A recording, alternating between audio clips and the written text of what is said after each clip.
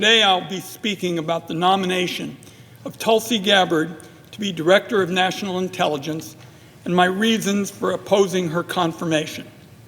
First, I believe the Senate must consider with its nomination the examples of blatant lawlessness of the administration. At every turn, Donald Trump is attacking the rule of law, disregarding the constitutional role of the Congress, and trying to purge the civil servants who defend our country every day. Meanwhile, Elon Musk's minions are gaining access to some of the government's most sensitive systems and records. American democracy and national security are at stake. If the Senate is going to confirm nominees, we need to know whether they will stand up for democratic principles no matter what. So at our hearing, I asked Ms. Gabbard what she would do if Donald Trump tried to illegally withhold funds from the Intelligence Community Inspector General. This was hardly a hypothetical question. Donald Trump has in fact sought to unilaterally cut off funding for a broad range of organizations despite the money having been appropriated by Congress. And it's not just me saying this is illegal. The courts have ordered the administration to cut it out and resume the funding. But when I asked Ms. Gabbard the question, she said, and I quote, "I don't believe for a second President Trump would ask me to do something that would break the law." Well, he is breaking the law, and the country needs leaders who acknowledge that fact and stand up to him. My concerns about Ms. Gabbard are also based on her recent turn towards extreme partisanship. Now, other partisans have been confirmed to leadership positions in intelligence agencies.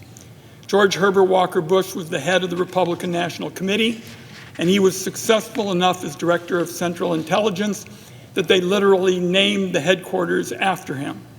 Party affiliation is not the issue. The problem is when partisanship distorts one's views of intelligence matters.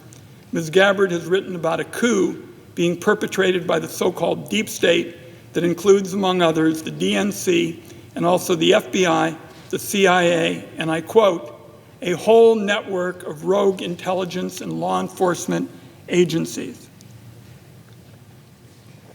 Madam President, I've spent almost a quarter century as a member of the Intelligence Committee seeking to bring to light and stop government abuses across a range of programs and activities.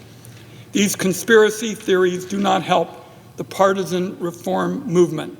They only serve to encourage a president who wants to tear down the entire intelligence community and replace it with loyalists. So what happens next, Madam President?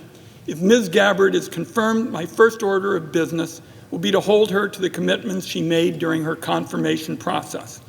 With regard to surveillance policy, she expressed her support for a warrant requirement for U.S. person searches of communications collected under Section 702 of the Foreign Intelligence Surveillance Act. With Section 702 reauthorization up next year, the DNI support reforms like these will be critical to protecting the privacy rights of Americans. Ms. Gabbard also confirmed that she has significant concerns about the constitutionality of several provisions of the Patriot Act. Importantly, she opposed mandated backdoors into encrypted communications would threaten both Americans' privacy and national security. As she stated during her hearing, these backdoors lead down a dangerous path that can undermine Americans' Fourth Amendment rights and civil liberties. We are living in a time of increasingly devastating cyber breaches, including the Salt Typhoon compromise of our telecommunications infrastructure. The lesson from that hack was that surveillance capabilities designed for law enforcement will be targeted by foreign intelligence services. In other words, there is simply no way for the government to mandate access to Americans' encrypted communications and not also expose those communications to the government of China or other adversaries. And let me mention something particularly alarming last week. The press reported that UK officials insisted that Apple provide them a backdoor into files backed up to Apple's iCloud service. This is a development, Madam President, that threatens Americans' national security and Americans' privacy. And that's even before U.S. government officials come around once again, asking for the very same dangerous and irresponsible accesses. That's why Ms. Gabbard's statement was so important, and why, if she's confirmed, the Congress needs to hold her and the rest of America's intelligence agencies to it.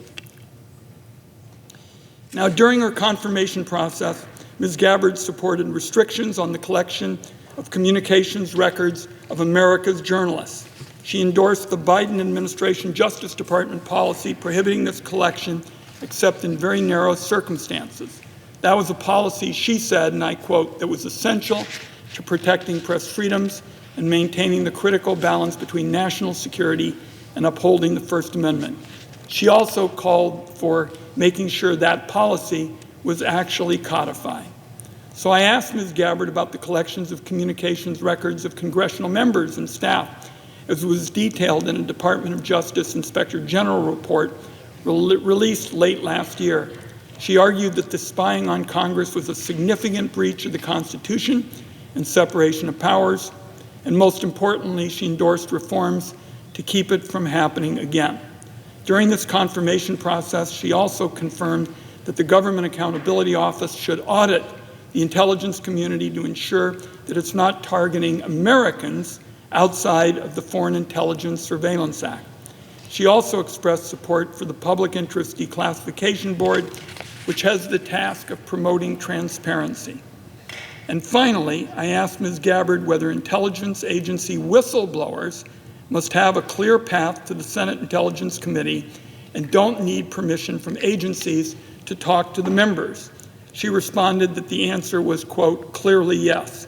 Given Donald Trump's ongoing attacks on public servants defending the rule of law, that protection of whistleblowers that we discussed may be one of the most important principles of all. Let me wrap up this way, Madam President.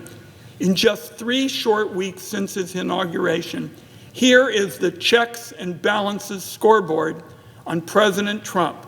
He has illegally fired inspectors general. He has purged the 3 Democratic members of the Independent Privacy and Civil Liberties Board, not only removing the most pro-privacy members, but leaving the board without enough members to function. He has appointed or nominated people to carry out political retribution, including a nominee to be FBI director who comes with his own published enemies list. At the same time, Donald Trump has demonstrated thorough contempt for the security of Americans' private information by granting Elon Musk's people unsupervised access to the country's most sensitive security systems and databases. So what will happen when he attempts to steamroll oversight and the rule of law and put the privacy and constitutional rights of all Americans at risk and on the line? If she is confirmed, it will be up to Ms. Gabbard to stand up to him and stick to the principles and commitments that she's expressed and answered in response to my questions. It will be our responsibility to assure that she does just that. I yield the floor.